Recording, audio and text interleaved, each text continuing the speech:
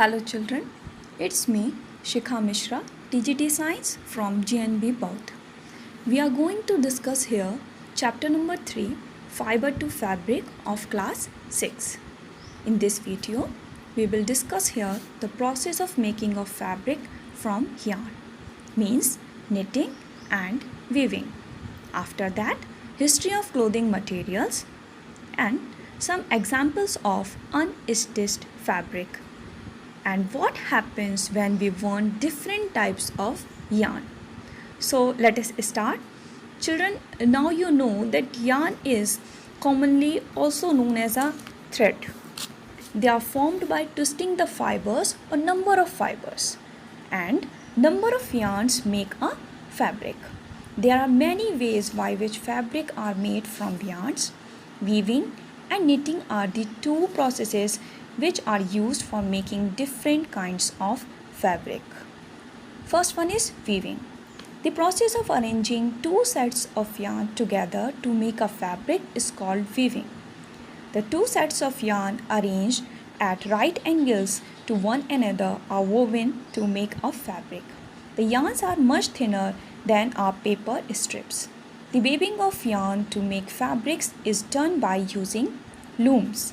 There are two types of looms, first hand loom and second power loom. Next is knitting.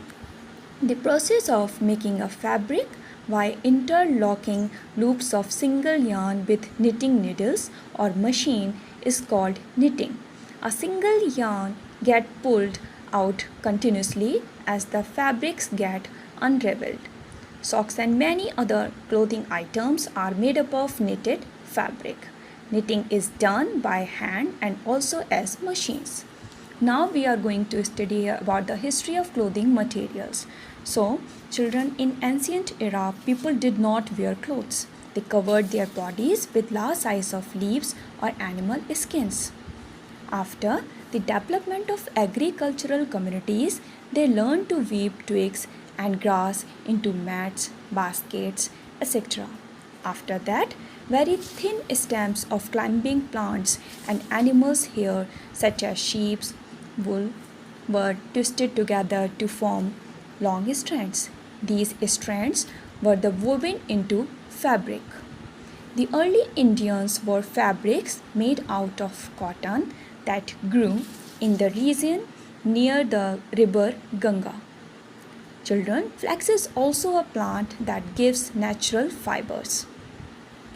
After that, the invention of the sewing needle, people started stitching fabric to make clothes. There are some examples like unstitched clothes such as sari, dhoti, shawl, etc. continue to be used even today.